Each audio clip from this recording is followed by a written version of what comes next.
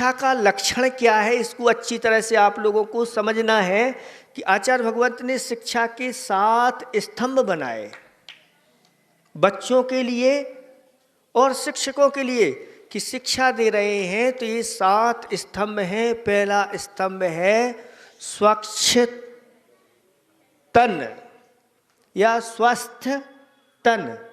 सबसे पहले क्या होना चाहिए? स्वस्थ तन। हमारा तन यानी शरीर, बॉडी, ये अगर कैसी रहेगी? स्वस्थ रहेगी, निरोगी रहेगी, तो क्या होगा?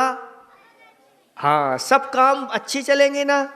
तो स्वस्थ, देखो शरीर को स्वस्थ रखना है तो भगवान का नाम लेते ही तालियां बजाइए, बहुत जम, है ना।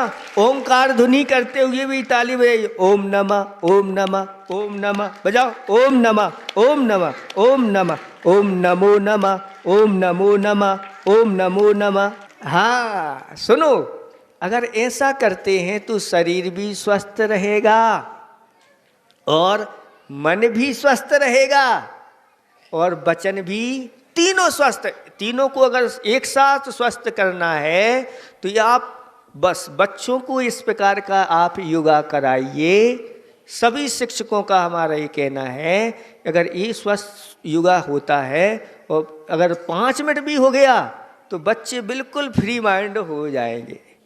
एक बार भी ओंकार ध्वनि में बिल्कुल ऐसी शांति मिलती है सब कुछ। और देखो, जो पढ़ाई करते हैं इसके साथ साथ इनका पुण्य भी बढ़ाना है।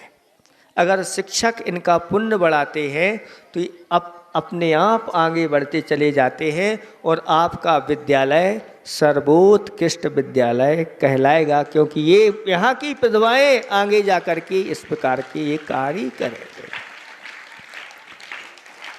ठीक है, अकेले मात्र ताली बजाने से हमारा शरीर स्वस्थ है, तो अगर आप खाना पीना खराब करते हैं, सुनो,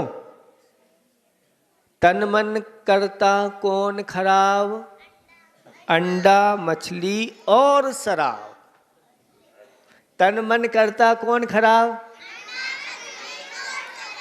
आप अंडा खाएंगे, मछली खाएंगे और शराब पिएंगे, नशीले पदार्थ का सेवन करेंगे और अगर ओम ओम भी करोगे तो भी स्वस्थ नहीं होगे।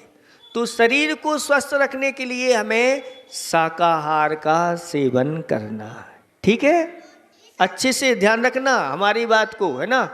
अपन को सफलता पाना है तो शाकाहार का सेवन करना है और साथ साथ में ओंकार ध्वनि के साथ, है ना, ताली आदि का भी प्रयोग करना है।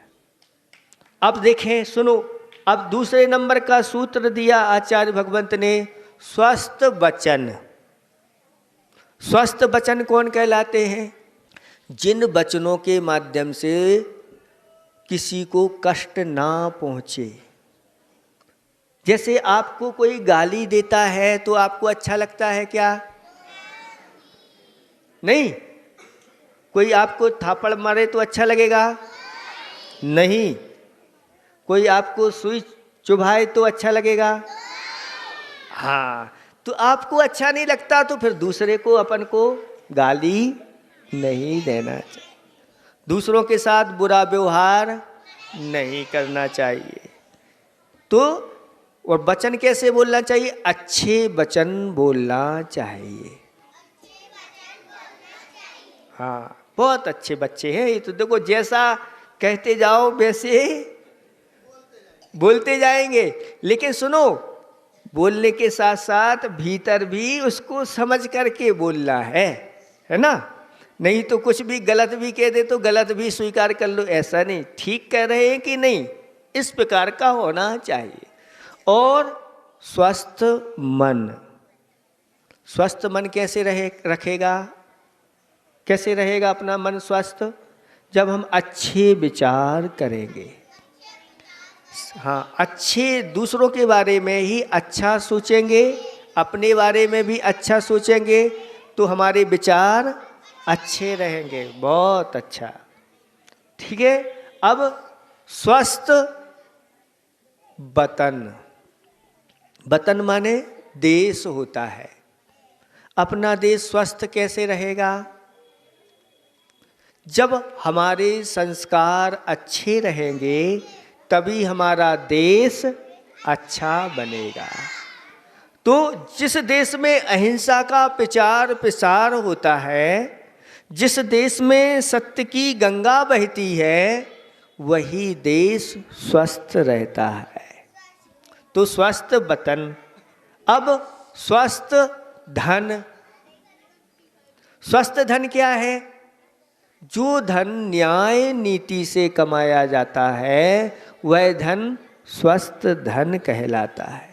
जो हमारे लिए दुर्गति में नहीं ले जाता, सद्गति प्रदान कराने वाला होता है, वह स्वस्थ धन कहलाता है। और स्वस्थ वन, सुनो, तो जंगल में वृक्ष रहेंगे तो जंगल स्वस्थ रहेगा। और जंगल में अगर झाड़ियाँ वृक्ष आदि आदि नहीं है तो जंगल मंगल वहाँ होगा ही नहीं। तो आचार्य भगवंत ने एक हाइकू लिखा है कि पौधे ना रोपे और छाया चाहते, पौधे ना रोपे और छाया चाहते, निकम्मे से हो। पौधे लगाए नहीं हैं और हम चाहते हैं कि हमें छाया मिले, तो मिलेगी क्या? सभी लोग चाहें कि हमें छाया मिले और वृक्ष काटते चले जाएं? नहीं। इसीलिए सबको अपने जीवन में कम से कम एक वृक्ष तो जरूर लगाना चाहिए। कितने लोग हैं इनमें से बताओ कि आप किसने वृक्ष लगाया अभी तक? लगाया है? बहुत अच्छा। जो रह गए हैं, कम से कम एक वृक्ष लगाना, सिर्फ लगाना ही नहीं, उसको बड़ा भी करना है ना। एक वृक्ष 100 माता पिता के बराबर होता है। मतलब 100 माता पिता मिलकर के भी इतने बच्चों का पालन पोषण नहीं कर सकते जितना एक वृक्ष हम सबका पालन पोषण करता है। अगर ऑक्सीजन नहीं मिले तो देख लो कोरोना में क्या दशा हुई थी। तो ऐसी है ऑक्सीजन प्राण वायु देने वाला ये वृक्ष होता है। तो आपको ये वृक्षारोपण के कार्य आप लोगों को जरूर करना है। तो ये स्वस्थ वन हो गया। सुनो, अब अंतिम क्या है? स्वस्थ चेतन। तन के अंदर जो रहता है वह चेतन कहलाता है। तन के अंदर, इस शरीर में हमारी आत्मा रहती है। कौन रहती है? आत्मा को चेतन बोलते हैं। अगर आत्मा इस शरीर में से निकल गई तो क्या हो जाता है? मर जाते हैं। हाँ, तो बच्चे समझ गए। मतलब इसमें से आत्मा निकल गई तो तन से चेतन निकल गया, और तन से चेतन निकल गया तो इस तन को फिर कोई छूता नहीं, इसको तो जला देते हैं और अलग कर देते। हाँ, तो इस भीतर बैठा हुआ जो आत्मा है, चेतन है, इसको स्वस्थ करना है। तो कैसे यह स्वस्थ होगा? तो भगवान का नाम लेने से, अच्छे काम करने से। हाँ, तो ये 7 स्तंभ हैं शिक्षा के। बड़ों को भी ये शिक्षा बच्चों में ढालना है और बच्चों को भी ये शिक्षा अपने जीवन में ढालना है, तभी बच्चों का जीवन बहुत अच्छा बनेगा। इस बच्ची ने सब पॉजिटिव ग्रहण किया है। ये बच्ची पॉजिटिव है। हाँ, बड़ों ने क्या समझा? देखो, गांधी जी के कितने बंदर थे? कौन कौन से? गांधी जी के कितने बंदर थे? 3। बुरा मत देखो, बुरा मत सुनो, बुरा मत बोलो, है ना। और हमारे जो गुरुजी हैं उनके 4 बंदर थे। हमारे गुरुजी जो है उनके 4 बंदर थे। हमारे गुरु जी जानते हैं आप लोग, है ना, जगत प्रसिद्ध आचार्य गुरुवर श्री विद्यासागर जी महामुनिराज, ऐसे हमारे गुरु हैं। उन्होंने 4 बंदर, चौथा बंदर भी तैयार कर दिया। 3 बंदर तो दिखते हैं, चौथा बंदर दिखता नहीं। चौथा बंदर कौन है? हमारा मन। बुरा मत सोचो, क्योंकि मन सबसे बड़ा बंदर है और वो दिखता नहीं, और भीतर बैठे हुए उछल कूद करता। पहले मन में आता है ना, मन में आता है कि ये इसको देख लो, सो फिर देखते हैं।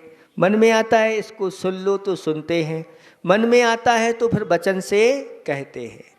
तो बुरा मत सोचो, बुरा मत सुनो, बुरा मत देखो और बुरा मत कहो, है ना। अगर ये अपना जीवन में अपन को इसको अपना लिया तो अपना चेतन बहुत अच्छा बनेगा। बालक बने पालक, नालायक ना लायक हो। बालक बने पालक, नालायक ना लायक हो। बालिका बने पालिका, नालायिका ना लायिका हो। क्या समझ में आया? बालक बने, बच्चे क्या बने? पालक बने, अपने माता पिता की आज्ञा का पालन करने वाले बने, गुरुओं की आज्ञा का पालन करने वाले बने, भगवान ने जो कहा है उनकी आज्ञा का पालन करने वाले। बालिका क्या बने? पालिका, माता पिता की आज्ञा का पालन करने वाली बने, धर्म का पालन करने वाली बने, गुरुओं की आज्ञा का पालन करने वाली। नालायिका ना बने, फिर क्या बने? लायिका, यानी योग्य बने। तो आप सब लोगों को योग्य बनना है, ठीक है। आज आप लोगों को संकल्प करना है। क्या क्या संकल्प करना है? कहते हैं कि जिसके जीवन में संकल्प होता है उसी के जीवन का कायाकल्प होता है। अपने जीवन का कायाकल्प करना चाहते हो? कितने लोग अपने जीवन का कायाकल्प करना चाहते हैं? आधे लोग चाहते हैं, आधे नहीं चाहते। सुनो, जीवन का कायाकल्प का अर्थ होता है कि जीवन को अच्छा बनाना, यही कायाकल्प। कितने लोग अपने जीवन को अच्छा नहीं बनाना चाहते?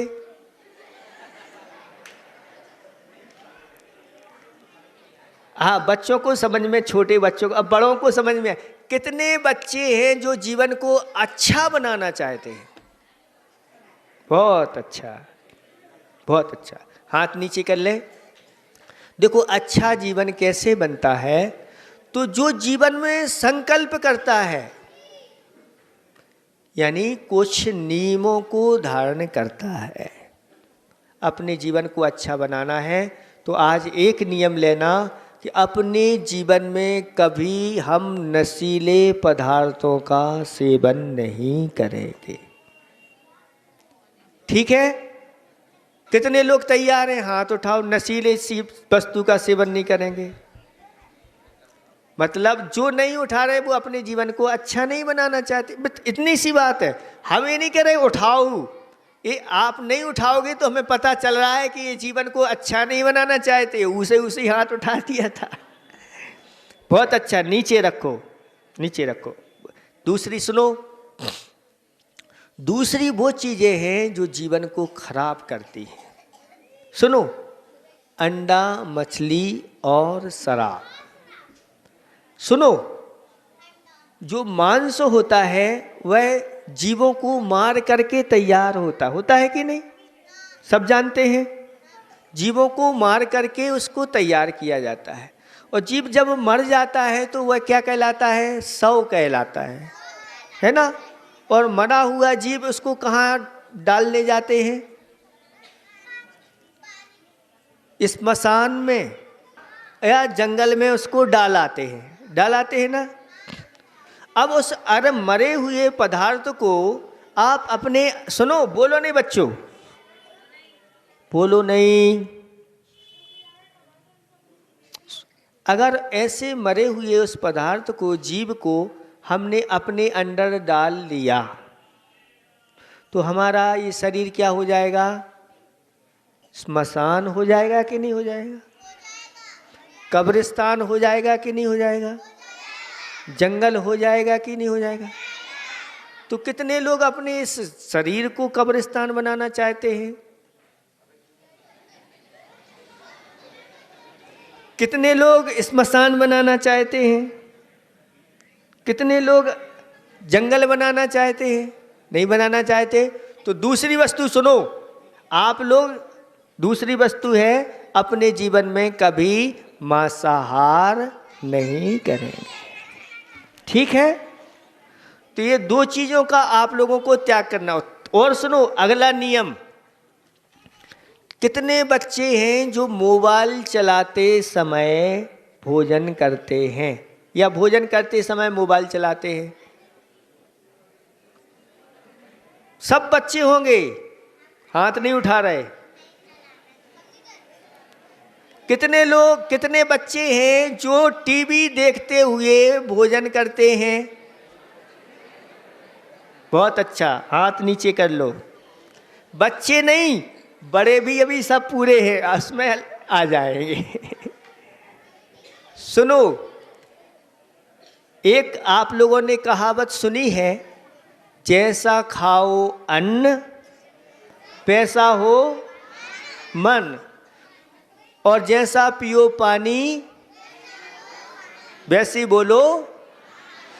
अब सुनो, जिस समय हम भोजन कर रहे हैं उस समय हमारे विचार जैसे होते हैं, उस समय आचार हमारे जैसे होते हैं, वैसे ही हमारे संस्कार हो जाते हैं। अहिंसा परमो धर्म की